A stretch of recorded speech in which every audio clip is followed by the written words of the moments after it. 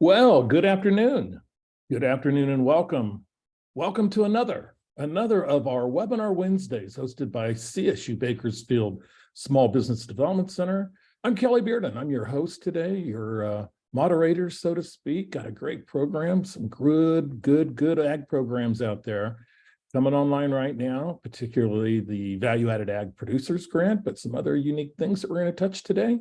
It's webinar number 264 of our series that goes back a little over 10 years, and let's get things rolling right away. Got a lot to go over today. So what is new today, February 22nd? Well, if you're my age, you're probably younger, or maybe even way younger, you realize today is George Washington's birthday. George Washington's birthday. And George, it's kind of going downhill for George. He used to have his own birthday on the 22nd, which was a holiday, and a number of years back, he was lumped into President's Day.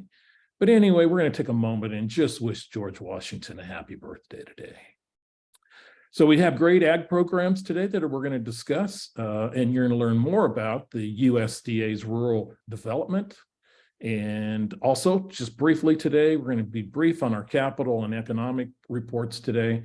We're going to have a few observations on what is happening in the capital markets, and a little bit on the 1.1 billion that's been coming down the pipe, and what we're actually seeing some resources and some clients using those particular programs. Economic corner today, we'll talk briefly on some of the housing numbers that are coming out and bond yields. The notable news today is going to be on quits and the Great Resignation that we've talked to. We know a number of you out there are still looking for employees and have issues finding employees. So we'll take a look at some of the numbers behind that and some of the things you may or may not know about that. And for your business information, in 2023, we are here at Webinar Wednesday, and always questions at the end of the presentation today and a poll. So let's start with our first poll question.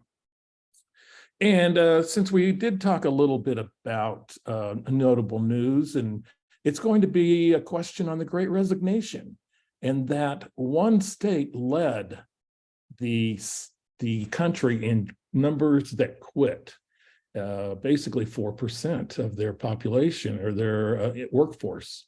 So one of these states, New Jersey, Utah, or Idaho, actually led in the number of quits for the Great Resignation. What state was that? Very simple, quick question we're going to give you today. We got 48% of you that are participating. Might have a little surprise for you on this one. So just put that into your bonnet. We have New Jersey, California, Utah, and Idaho. We have 81% of you participating. That is an awesome number. Thank you so much for jumping into this question with what state has the most quits, the most people that have resigned. And we will see that 79% of you, there we go, the 8% rule. 80% of you, I'm going to call it, are saying California, 13% New Jersey, 8% Utah, and 0% Idaho. Shockingly, it was the California was at the opposite end of the spectrum, around mid-40s. So one of the fewest. I know it doesn't feel that way, and I knew it would be shocking when you looked at it and you said California is one of the best as far as people that are quitting to look for another jobs. Well, that's the case. Actually, it is Utah at 8% in the entire Mountain West. Utah, Idaho was 2, Colorado was 3. New Jersey was down around 49 or 50 as well. So that's that poll question, and a little bit of surprise, I believe. I definitely found it to be surprising. So that's our first poll question, and let's move right along. So our second poll question we're going to launch for you today is going to be based on the top 10 agricultural commodities in Kern County. And we want to know which one of these 4 is in the top 10. Is it the word I always mispronounce, apiary, which of course is bees, honey, etc. Is it onions that are in the top 20? Pasture or bell peppers? Now, the top 20 list here in Kern is grapes, both wine grapes and table grapes is number 1. A lot of people think it's almonds. Number one, it is all grapes. But which one of these is sneaking into our top 10? Who knows? Maybe it's a potential value-added producers grant, one of these four. So 64% of you are in. That's a good total. Going to jump in and in the poll with 80% of you now. Thank you so much for getting us to such lofty numbers today. And we're going to look at this and we're going to see that 58% of you say onions. Tied for second with apiary and pasture. And pasture was all, by the way, I forgot to mention that. 17% for both of those two, and 8% of you thought bell peppers. The correct answer is none of your beeswax. It is apiary. Surprising again. I'm full of surprises today. That actually, you know, a lot of bees out there doing a lot of busy work right now through the weather in a lot of orchards, particularly nut orchards. That accounts for probably more so than honey would be my guess. But onions are, all of these other three are the bottom three in the top 20. So we have 18, 19, and 20.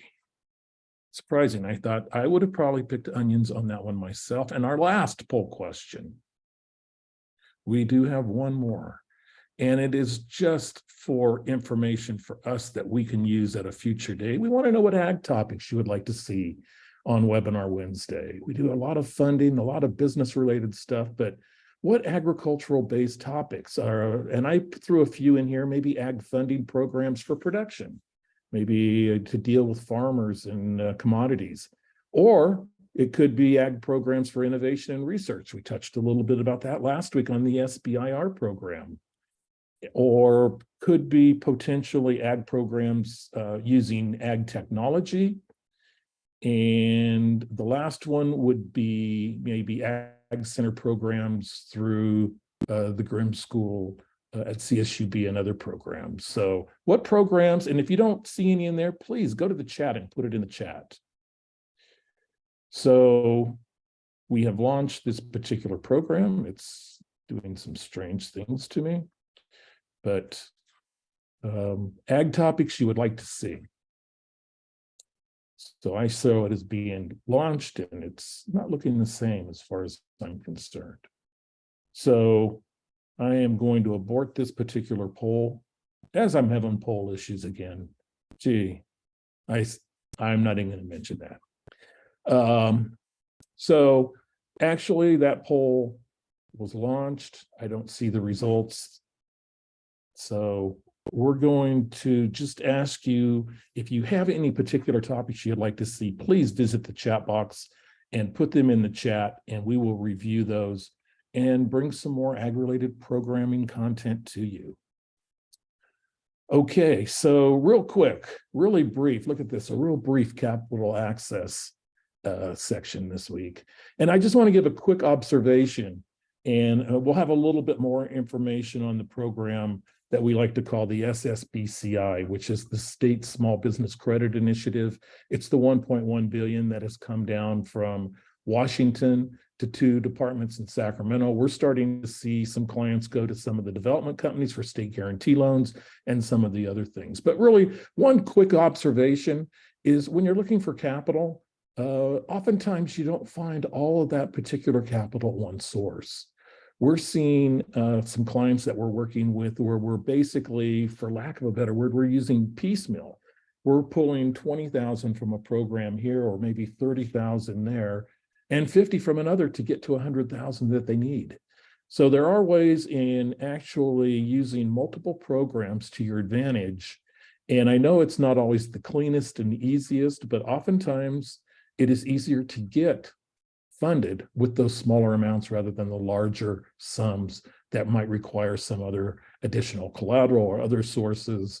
And there are a lot of programs that are smaller by nature these days. So the quick observation is don't be afraid to go with multiple programs and to piece together to get the financing that you need.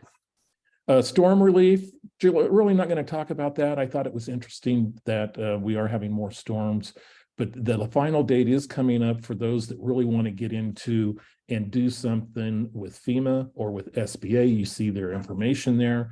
We're down to about 3 weeks for those that have physical disasters.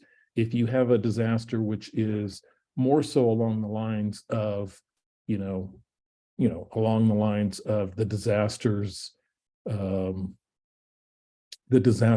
economic injury disaster, that'll last until November, and you'll have plenty of time to do that. Okay, so see, I'm having a little bit of problem here with PowerPoint today. I'm going to reshare my screens with you, as you probably didn't see that last one. So hopefully we're back now, and we're back, and you're seeing my screen, which is the notable news I'd like to share. Boy, that was a real tough poll question. It threw off my complete share. But just the notable news, and of that, related to the poll questions, about 4.2 million people each month lost their job, and still see we're having a problem. So the notable news, real quickly before I bring in Mr. Dan Johnson, is that a lot of people in the West and the South quit to look for new employment, or to quit for some reason whatsoever. But as of right now, we're still at 11 million unfilled jobs, and unemployment was at a 53-year low. Okay, let me try to see what is happening here. And we will actually, I don't know if you are seeing that on your screen right now. Kelly, this is Sandy. You want me to stop sharing? No, go ahead. Go ahead. Okay. That is fine. What we're going to do is I'm going to introduce you in just a second and bring Dan in, but your share will be perfectly fine. As long as one of us is sharing, we're good. So like to bring in right now Mr. Dan Johnson. Dan is the local business and cooperative manager here in Bakersfield, has been with USDA Rural Development for a long time. And Dan is going to give us some updates on what is going on in some of the programs. Dan, take it away. Well, thank you, Kelly. Can you hear me? Got you loud and clear. Good deal. Thank you, Kelly and the SBDC, for inviting us to be part of this today. I've known Kelly for a number of years as well, and as he said, I've been with Rural Development for many years. Rural Development is actually kind of like three organizations in one. We've got one arm that's called Rural Housing Services and Community Facilities. Have both single family housing, multifamily housing, and then community kinds of projects, police, fire, public safety, those kinds of things. Then we've got a water and environmental program division that does water, sewer, storm, drainage, those kinds of projects. And then we've got business and cooperative programs, and that's who Sandy and I represent, business and cooperative programs. I've been the program director now for just under 3 years, and we administer probably more than there's probably close to 40 nationally, but right here at the state level, probably close to 25 programs. And I know our focus today is going to be on the value added, and I want to keep that our focus. But I did want to mention just a few other things that we have. Our flagship program is of course our loan guarantee through business and industry, which is a program where we can guarantee loans, business loans in rural areas, and our definition of rural is a community population of 50,000 or less, and these loans can be for-profit, nonprofit, co-ops.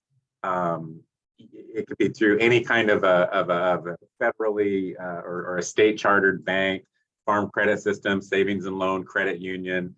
And it can be for such things as any kind of business growth or development, buying and installing machinery, equipment, supplies, working capital, refinancing debt. We can guarantee loans up to $25 million. And again, that is our most active program. And while our sister agency at Farm Services is really the go-to ag lender for ag operating, ag production kinds of loans, if there's some kind of a processing piece, we can actually do that with B&I. We can include production agriculture if it's less than 50% of the loan. So we do have some ability to deal with ag in our B&I program. We also fund a couple of revolving loan fund programs. through intermediaries, and we've got relationships with intermediary lenders that cover most of the Central Valley. We have our intermediary relending program, and if any of you are interested in our lender list, I'd be happy to share those. Organizations can make loans to small businesses in rural areas up to $250,000, and then we have our micro program that they offer loans up to $50,000 for loans in rural areas. So that's kind of our support for business, and then we've got a new priority in the we call it food transformation, which has kind of been a big thing this last year. In January, a year ago, we rolled out the Food Supply Chain Guaranteed Loan Program, which is similar to the business and industry, a little bit larger. We can guarantee loans up to 40 million, a little higher percentage guarantee. We can actually go up to in some situations up to a 90% guarantee. And what this is to guarantee loans that are to start or expand a business that's in the middle of the food supply chain. And that could be aggregation, processing, manufacturing, storage, transportation, wholesale, or distribution of food. And so along with that, there is a grant program that I think we've had two announcements. It's not open right now, a meat and poultry processing expansion program grant that kind of goes hand in hand with that. And we also have a fertilizer production grant program that has, I think we've had 2 rounds of funding this past year that goes hand in hand with that. So food transformation is a priority with USDA Rural Development. And then lastly, I wanted to spend just a couple of minutes and talk about our energy program. And we have a Rural Energy for America program that has really been enhanced this past year with funding from the Inflation Reduction Act. So we're injecting quite a few IRA dollars, and this program is for either an ag producer or a rural small business, again, a rural small business in a community of 50,000 or less. And we have a whole guaranteed program for loans similar to business and industry, but I really wanted to mention our grant funding, and that is grants that are available for either the purchase and installation of a renewable energy system or some type of energy efficient improvement. And what we can do, our grant amount has increased. We have an announcement out right now with applications that are due March 31st that would permit up to 40% of that cost for a renewable energy system, up to $1 million grant. I think there's going to be an announcement later in the year that's going to actually bump that up to 50%. And then for energy efficient improvements, right now we cap out at 40% or 500,000. Energy efficient improvements could be a new HVAC system. It could be lighting, insulation. We've done some lighting in dairy barns, refrigeration, cooling, doors, windows, anything that's going to save the costs of electricity. And as far as renewable energy, of course, solar is very popular. We've gotten involved with a number of dairy digesters, but biomass, geothermal, hydropower, hydrogen are all eligible as well. So lots and lots of opportunity in the Rural Energy for America program, and these IRA funds are going to be around for several years. So I think we'll see more and more funding opportunities. So if anybody wants to reach out and contact me directly, I can connect you. We have an energy coordinator in Northern California that would be happy to assist you and help you with your application. So with that, Kelly, I'm going to turn it back over to you, and we'll move into our value added arena if that's okay. Yeah, thanks, Dan. Too many good rural development programs from USDA. And so many more that just keep getting added. Got to have you back on a little more often, keep us updated. So thanks, Dan. Well, it brings me pleasure to introduce Sandra Pedrotti, and she is the statewide value added grant producing coordinator for USDA Rural Development. She's been with Rural Development for 31 years. Is that possible? This includes 2 years in the Rural Business Program and 1 year as the state VAPG coordinator. Background has always been in agriculture, grew up in the dairy industry. Presently, her and her husband have a small herd of registered Holsteins. I never asked the size of a herd because a dairy, or actually a rancher once told me, a beef rancher once told me, you never ask the size of a herd because you're basically asking them how much money they make. And I said, I will never do that, but I will bring it up on webinar number 264 sometime in the future. So Sandra brings in excitement to agricultural knowledge in the program, assist farmers in generating new products, exciting new products, creating and expanding market opportunities. Sandra, thank you so much for joining us, and take it away. Thank you, Kelly. Thank you for the invite. I really appreciate the opportunity to talk about the VAPG program. Like Kelly mentioned, I've been with the agency a long time, but I've only been in the business program for a couple of years. And I've been the state coordinator now for VAPG for the last funding cycle. And so this will be my second full funding cycle. So, you know, to be honest, if I don't know a question, I'm really good about sourcing it out. I'm good about looking up regulations. I'm also got a very good relationship with our national office staff. So if there's, you know, a question that needs to be answered, I'll make sure and return that to you. So before I start the presentation, I wanted to get into a little bit about how competitive the VAPG program is. Last funding cycle, we had 482 applications nationwide. So you're not only competing against applications within the state of California, but also against the other states. And of the 482, 197 were awarded and funded. So it's very competitive. It's only out once a year. The notice should come out in about a week. And then you're going to have about a 60-day window to complete your application. So applications are usually due beginning of May. So right now, I'm going to get into the presentation. The presentation is about 80+ pages long. So we're going to do a shortened version today. And if you want a copy of the full presentation, I believe Kelly has a copy, and also we can provide that for you if you're interested in that. Okay, the Value Added Producer Grant. It's in the section 210A of the Agricultural Marketing Act of 1946, as amended by section. Can we move these?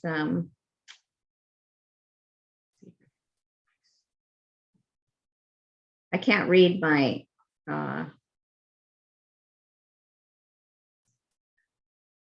Is there any way that we can move these out of the way?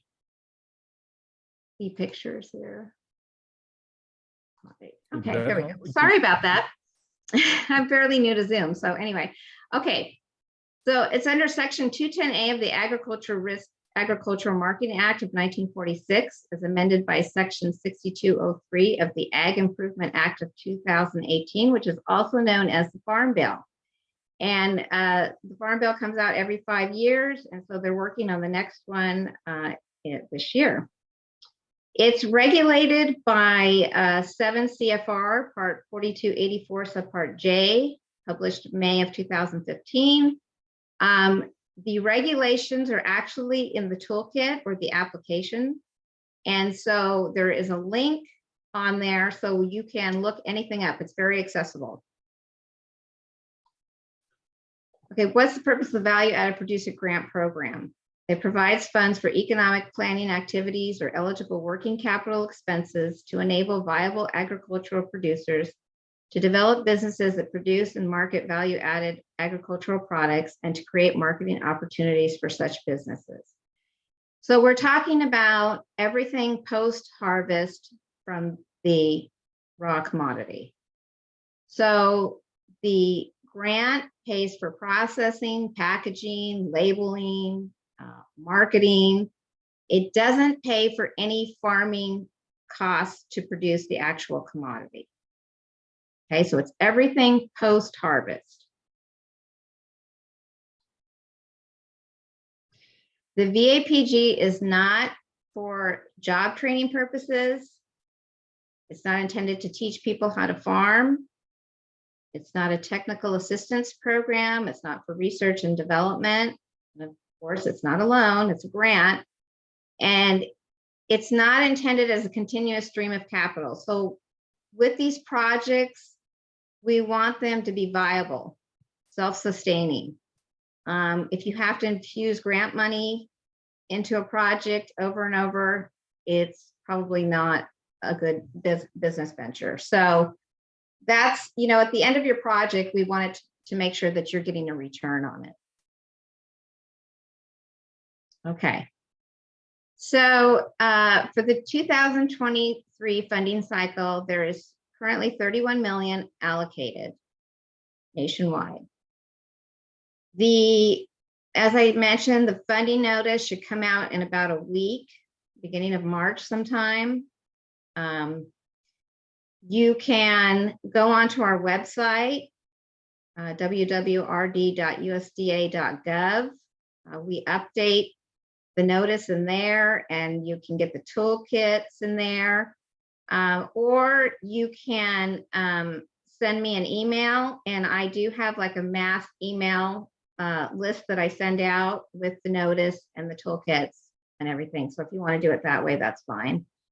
And then the date is usually, the applications are due beginning of May. They can be emailed to me directly, or they can be, they have to be postmarked by the date, the due date, but they can be also sent to the office. Okay, the matching, maximum award amount, so 75, if you're looking to submit a planning grant, is 75,000 is the max, or working capital 250,000. Matching requirement is a 1-to-1 match, so you have to contribute 50% of the total project cost, and that can be a combination of cash or eligible in-kind labor or in-kind raw commodity match, and I'll get into that a little bit more. And the grant period can't be more than 36 months. That's it. So if after 36 months you are unable to use all of your grant funds, they will be deobligated. Okay, funding priorities. So there's a section in the toolkit in the back. It's in one of the appendixes towards the back. And they do set aside like 10% of the funds for priority points. And so behind in that appendix, it'll give you the definition of each one of these. And so if you read those and you feel like you qualify and you can document it, then you can go ahead and submit that, and you could qualify for an additional 5 points. Also this year, they're giving out additional priority points if you have a cash match that is 100%. So if you have cash and it's 100% match, you'll get 4 additional points for that. If you have 50%, so let's say you have 250,000 grant, 250,000 match, 125,000. If you're doing that for cash, then you'll get 2 points for that. And of course, anything under that, you won't get no additional points.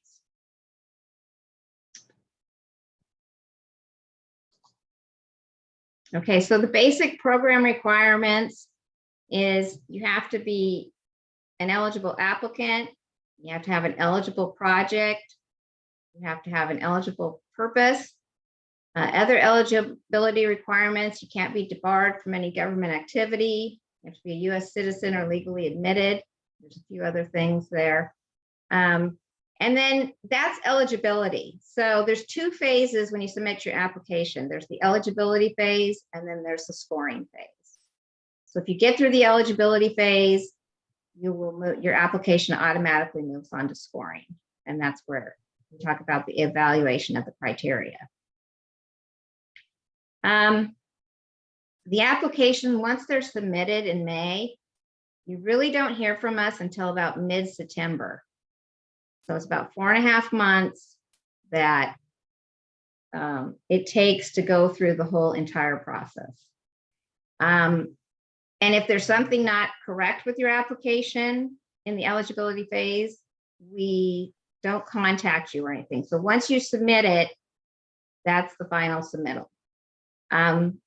We do 2 to 3 weeks prior to the due date, I will look at work plan and budgets just to make sure that all of your eligible expenses, that you don't have anything in there that's ineligible as far as costs, because that can throw your application out. So I will look at the work plan and budget, but I don't have time to look at the whole application.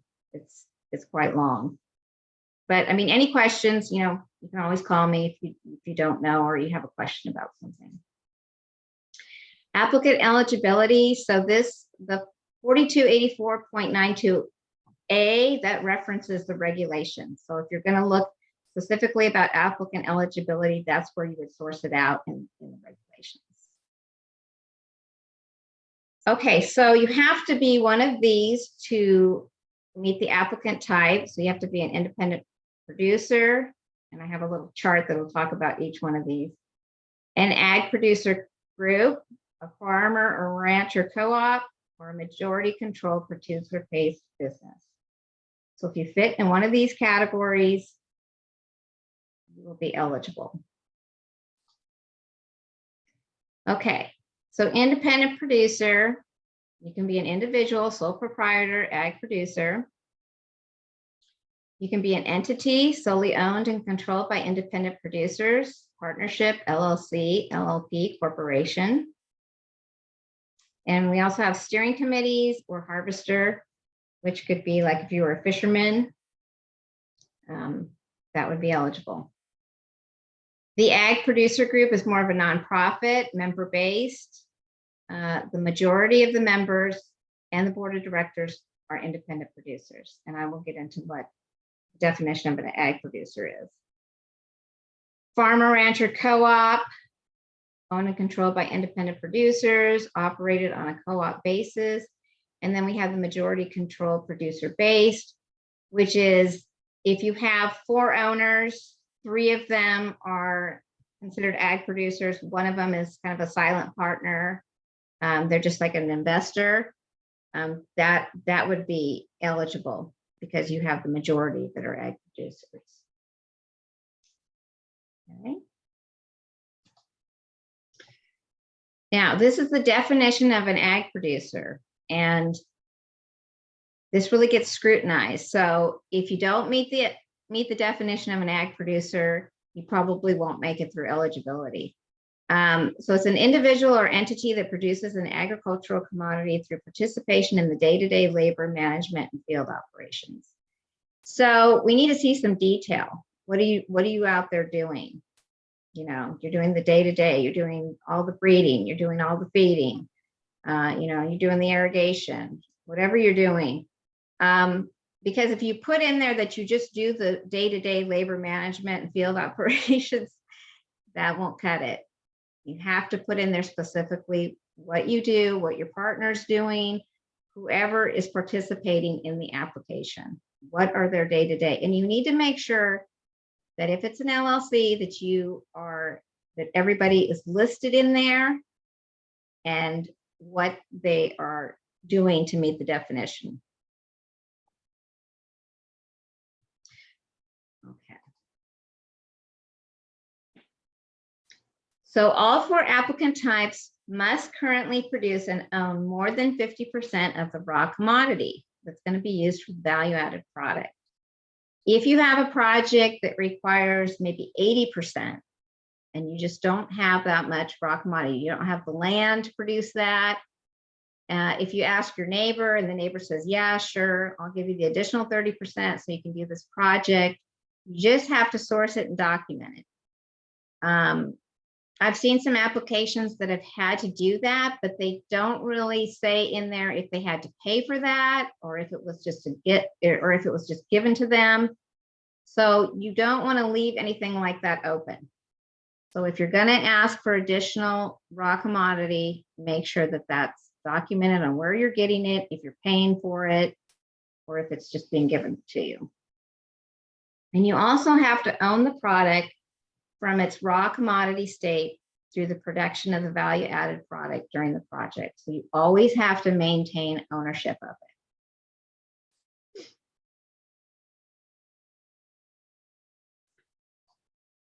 Okay, project eligibility.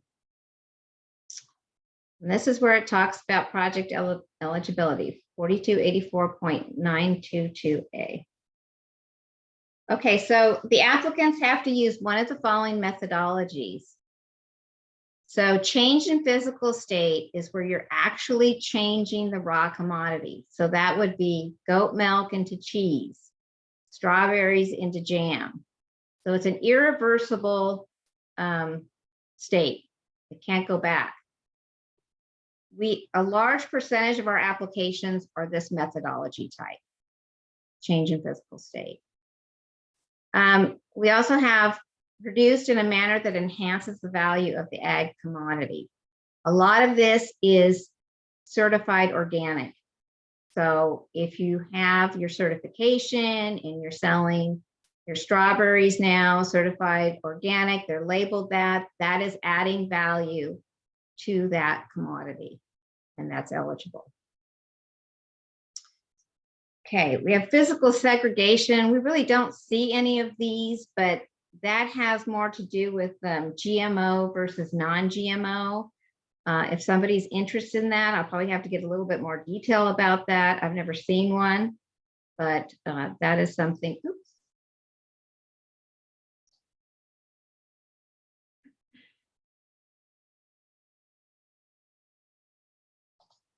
Sorry about that. I'll have to get more information, but that is eligible if you're interested in that. Farm or ranch-based renewable energy, as Dan was saying, we don't see a lot of these either because we have our REAP program, and that a lot of customers go through that program, but it is an eligible VAPG. And some examples of that would be like an anaerobic digester. So manure, converting manure into methane, or corn into biodiesel. Those are eligible projects. Okay, and then we have a locally produced agricultural food product. So this is a commodity that is labeled locally produced, and it's marketed and distributed within 400 miles of the project origin within the state. So you can have a product that you just produce and sell it locally, and if within that parameter, that's eligible.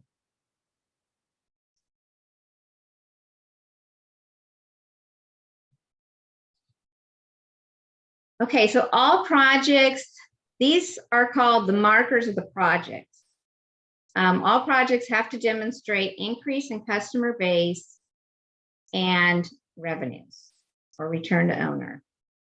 So when you come in with your application, you have to establish a customer base. If you've never marketed the product, you would have 0 customers. Maybe you've been doing it for a year or 2. Then you would have to list what your current customer base is. Then you have to project within your project time frame. So it could be anywhere from 1 to 3 years. What your projection of your customer base is going to be. And you have to detail that out. And what I mean by detailing it out is you have to source it out too. How are you going to get there? A lot of it's through marketing. So you're going to have to explain that. What type of marketing are you going to use to increase your customer base? Revenues, another thing. You're going to have to project depending on the number of years. Some people even go past the 3 years because you're going to have to notate what your break-even point is on your project. Some of that, some of those go past 3 years. It doesn't have to be within a 3-year project, but you have to project what your revenues, what your net revenues are going to be. And these are the markers. So when we put this in the system, we're going to put in what your current projections are on customer base and your revenues. And then when you're done with the grant, we go back into the system and we put what your actual numbers are. And every 6 months, we require a semi-annual report. And that'll let us know how your project is going, what's going on with it. Because you can make amendments to the work plan and budget throughout your project.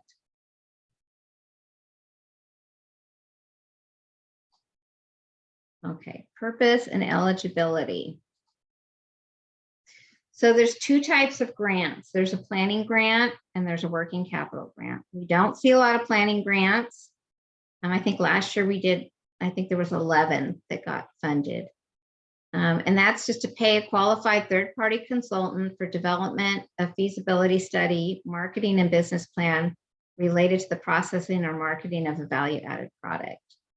So if you're thinking about doing a product, but you're not quite sure it's going to be real viable, or maybe it's just new to the market, you don't know, you're just unsure about it, apply for a planning grant.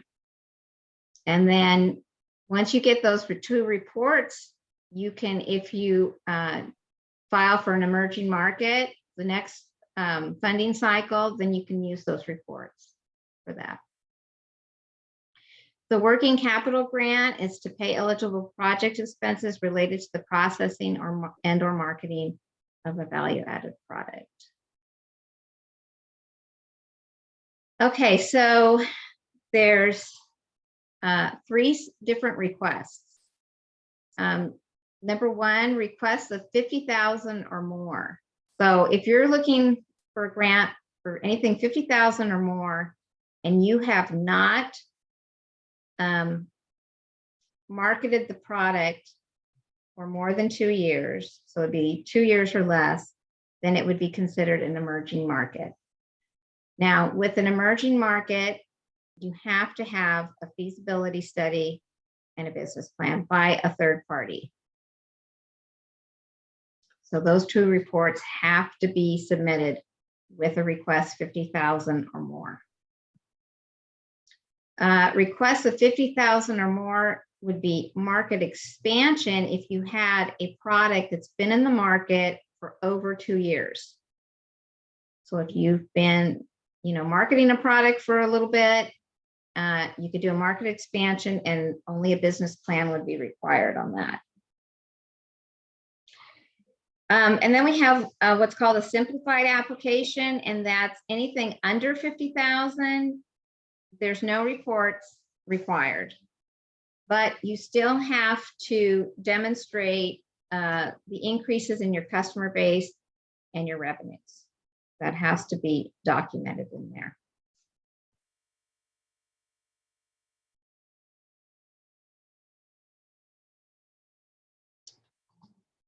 Okay, matching funds. So the matching funds, so this is when we were talking about the 50% that you have to contribute to the project.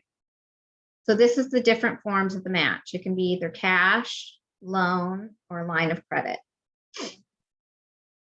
And everything has to be documented. So if you have a loan or a line of credit and it's approved and it's ready to go, then you have to document that. We also have what's called in-kind labor contributions. And in-kind labor is if you or a family member, you are participating in the labor, but it can only be the labor of the post-harvesting, not of any of the farming. Pretty important. Just the post-harvesting. Any labor that you do with the processing, the packaging, the marketing, whatever you're contributing your time towards, or a family member, and it can exceed 25% of the total project cost. So if you are applying for a grant for $50,000 and you have a match of $50,000, the most in-kind labor cost can be is $25,000. Okay, then there's also what's called a raw commodity match, and that's the value of the raw commodity in its current state. So prior to harvesting, what is the market value of that commodity? And there's no cap on that. So you can use whatever it is. And like I said, source, document everything. So if you have historical data, because you've been producing this commodity for years and years, and you have some historical data on that, use that. If you have USDA going on their website, it just has to be sourced where you're getting that There's also third-party cash. If someone's going to invest or give you money for the project, you just have to have that documented. Third-party in-kind contribution, that would be more like on a planning grant. If the company that's going to do the feasibility study or the business plan, if they decide to charge you, maybe give you a credit of $3,000 and not charge you the full price of the 2 reports, then you can use that as match.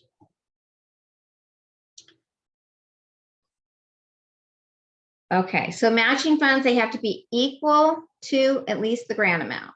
So 50% of the total project costs.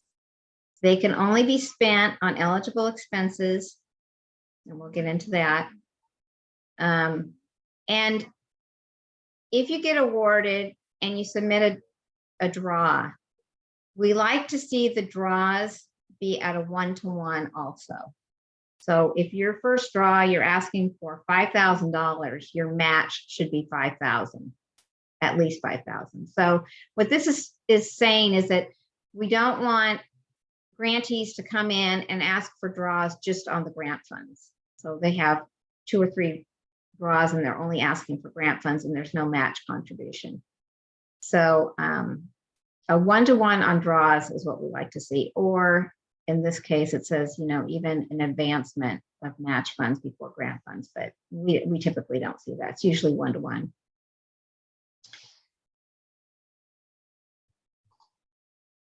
Okay, eligible and ineligible uses of funds. Again, here's where you reference the regulations, where you find that. Okay, so eligible uses of planning grant funds, pay for a qualified consultant. Everyone says, what's a qualified consultant? It's probably in the regulations, but it's not really defined. So that's kind of a gray area, but you know, if you've got questions, just give us a call. To conduct and develop a feasibility study, business plan, and or marketing plan associated with the processing or marketing of a value-added ag product. So that's all. That's the only use for those particular grant funds. Okay. So examples of eligible uses of working capital funds. So pay costs of processing the raw commodity into the value-added product. That could be anything from salaries that you pay. If you're renting space, at a, you know, like some people, they have commercial kitchens that they rent, that's eligible. Any supplies that come with that, that's eligible. So there's quite a few things that we can pay for in the processing part of it. Product packaging and label, same thing. Boxes, jars, lids, labels, you see lots of things in there. Ingredients, if you need to add ingredients to the raw commodity to make that product, that's eligible. Promotional materials, flyers, we see all types of things. We just don't pay for any, you can't put any logo on bags or caps or shirts. We don't pay for that. Marketing and advertising, that's a huge one. That's pretty big. Social media is huge right now. So we're seeing a lot of marketing done through that.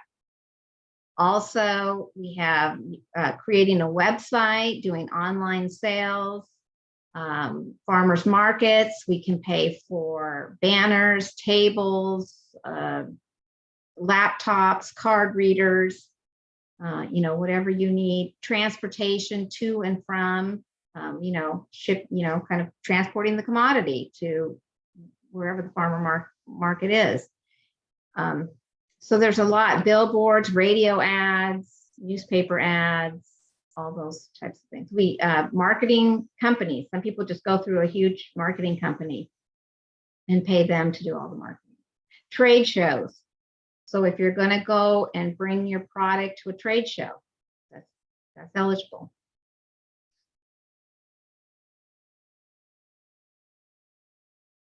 Okay, examples of ineligible uses of funds.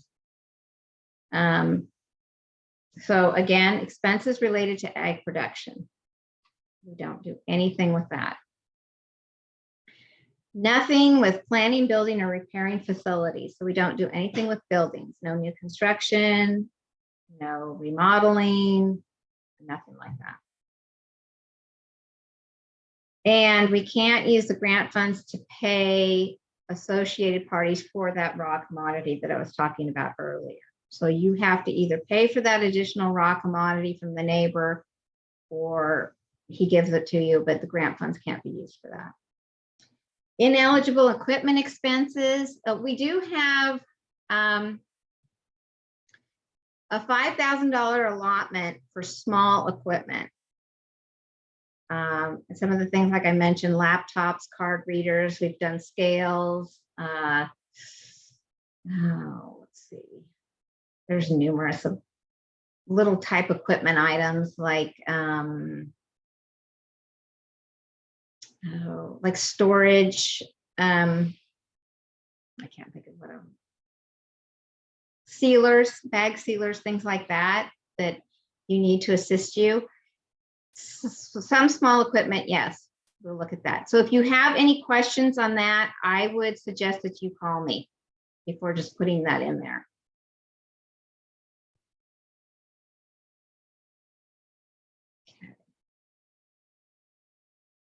Okay, so when you, that's why I'm saying call me if you ever question if you think a cost is eligible. Because if you put that in, if you put these costs in the application and you have ineligible expenses of more than 10%, your application will automatically get knocked out. So it won't go through the scoring phase. Now, if you have ineligible costs less than that, maybe you have 5% that were ineligible, we would condition that eligibility. If you got through the scoring and you scored high enough and you were awarded, we would just have you take those costs out that were ineligible and kind of rework your work plan and budget. So that's why it's very important, if you don't know, to call and find out. Okay.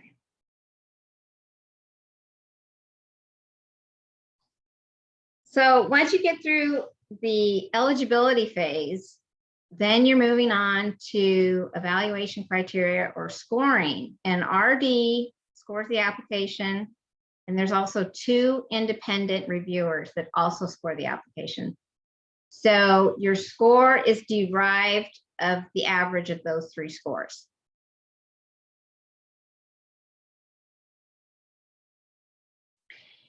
In the toolkit or the application, there are 4 criterions, and these are important because scoring is based primarily, I mean, mostly on all of the application, but these are where, you know, the bulk of your information is going to go into. So nature of the proposed project is the biggest one, and that is 30 points. And so when you go through, when you look at that section, you have to address everything that's in there, everything. So I see a lot of applications that don't say anything about the risk of the project. Well, there's risks. There's weather, there's pests, there's disease, there's risks, there's economy. You know, if the economy is not good and you have a product that's maybe not really a necessity, is that going to do well right now? So you have to really incorporate these risks. By not addressing it, it's not going to reduce your score or make your score better. It's going to make your score worse because you didn't put anything in there. So there's also part of this nature of proposed project, they talk about energy saving technologies that you might have. Now, if you don't have any currently, then note that. Note that maybe you're going to propose something down the road. You just haven't, haven't had the time or the money to currently do it. But you have to address everything that's within that criterion. Because if you don't, then if you go further down, there are 4 Roman numerals of where you will fit as far as points. So it breaks it down into what your points are going to be in. So the more information you miss or don't talk about, the lower your points are going to be. Okay, and then the next one is the qualifications of project personnel. So everyone that's involved in your project, that's all we want to know about. Who's involved in your project and what are their qualifications? That's 20 points. Commitments and support. So we have end user commitments, which would be grocery stores, people that are actually buying the product. So if you have a market expansion, you're going to expand your market, you're going to go out and look for new vendors, then that's what we're looking at. So your commitments. It doesn't really need to be a purchase order, but it has to be, I'm going to buy, this product. And then we have end user commitments, and that's, third party commitments would be if you have like a marketing firm that you're hiring and they're committed to the project and you get a letter from them, that's a third party. So somebody associated, a third party source that's associated with the project. I believe if you get 4 letters from end user and the third party, it's the maximum 10 points. Okay, then you have your work plan and budget, that's 20 points. So that gets into describing each task. So you might have a processing task, you might have a marketing task, and then you have to detail out each task. So within your processing task, there's separate line items underneath, and you're going to have to say, supplies. You're going to have to break down what are the supplies that you need per unit costs. And all of that has to be sourced out in Appendix C. So the more documentation you can provide, the better. Also, just when you're talking about your product, if you're talking about the health benefits of your product, or maybe you're talking about, you can clip articles that talk about that, okay? And you can put that in Appendix C. So whatever you're referring to or referencing, if you have articles that back that up, that's excellent. Okay, and then priority points, I think we talked about that. So it's up to additional 5 points. And like I said, that was the beginning farmer, mid-tier, and also the cash. So that's an extra 10 points there with the cash match. Okay. So here's the, the different beginning farmer, rancher, veteran farmer. If you meet any of those, you can get an additional 5 points. This one, they're talking about the ag producer group, farmer rancher co-ops, and majority controlled producer-based business. If you meet any one of these, and you can provide that your project is contributing to new or expanded marketing opportunities for these groups, then you get an additional 5 points.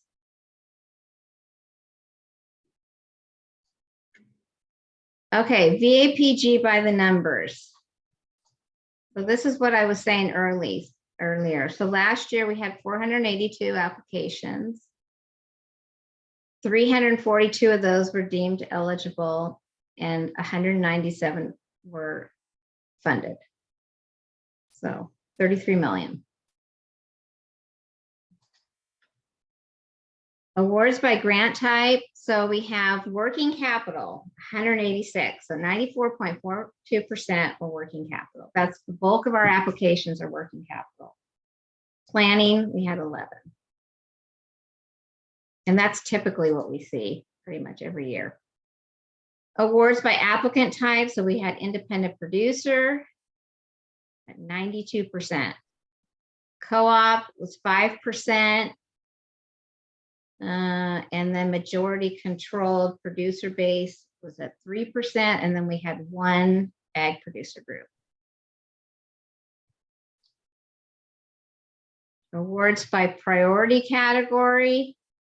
So we had 72 that were socially disadvantaged, 47 that were small, medium family farms. And that's the definition of that is gross revenues of $1 million within the last 3 years. $1 million or less. And then we had 36 beginning farmers, ranchers, and the definition of that is 10 years or less of farming. You would be considered a beginning farmer. And then we had 30 that had no priority points. So we do see quite a few that don't meet any of these. And then we have 8 co-ops. We had 2 mid-tier value chain, and we had 2 veterans. And awards by methodology, as you can see, change in physical state. We had 149 of those. Locally marketed, 30. Produced in a manner, so that would be like certified organic. We had 18. We had no physical segregation, and we had no farm energy. Okay, so tools for applying. So we have, here's the toolkits. We have, and make sure you're using the correct one. So we have working capital grant toolkit, and we have the planning grant toolkit. So you don't want to start working on your working capital grant under this. That would definitely put you out. So, so these come out, and like I said, if you want me to directly email you, I can. Otherwise, they're on our website. And the federal notice will come out too, along with this, with these.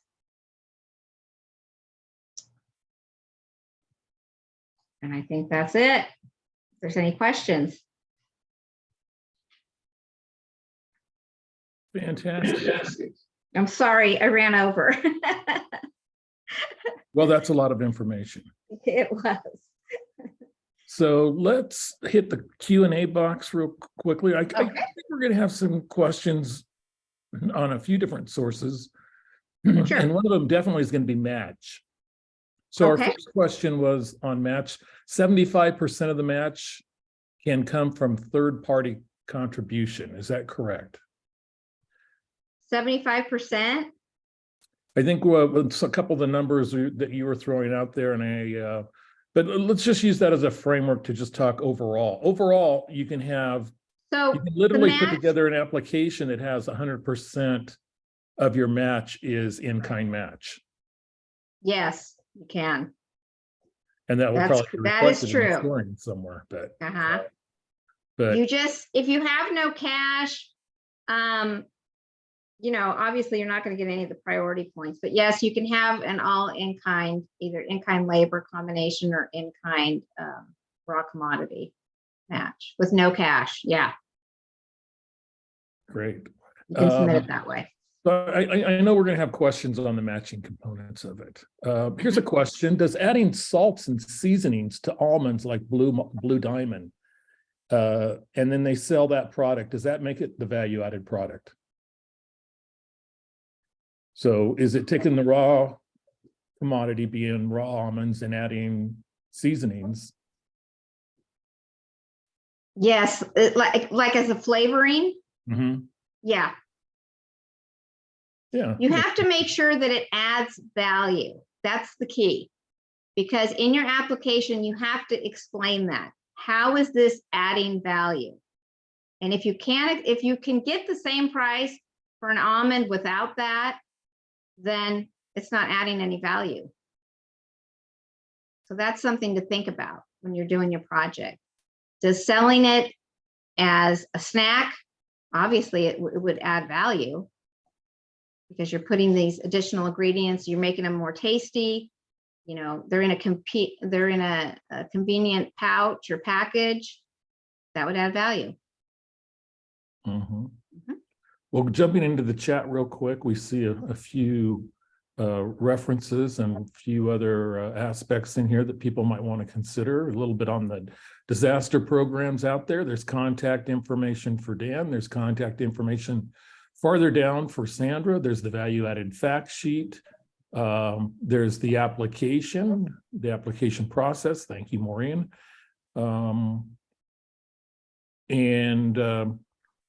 Todd asked that the grant window was closed in April 25th, 2022.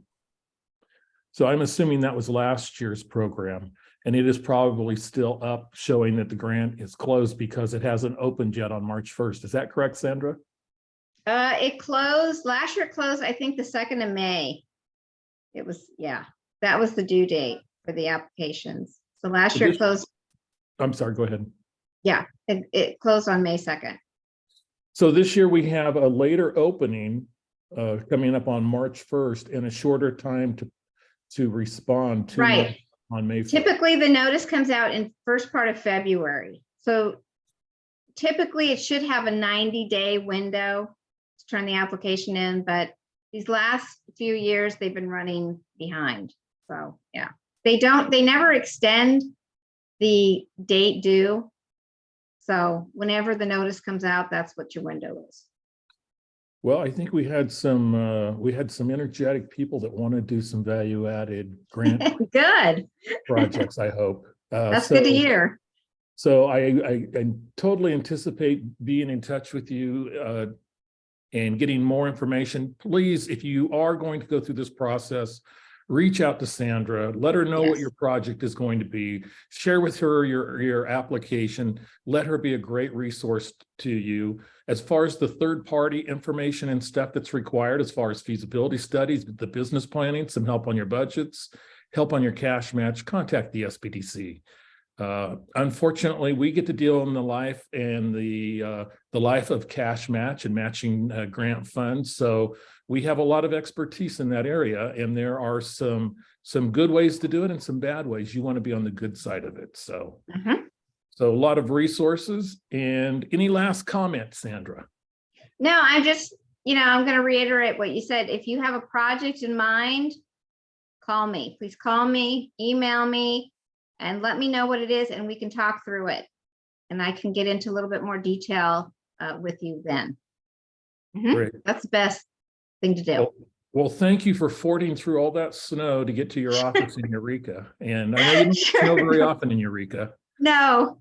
You got it today, and your Holsteins probably aren't too happy about that. No. So That's thank true. you so much for joining us. We'll be in touch. Thanks to Dan Johnson. We'll be back next Wednesday with webinar number 265. Everybody have a great week. We'll see you then. Bye-bye, everyone.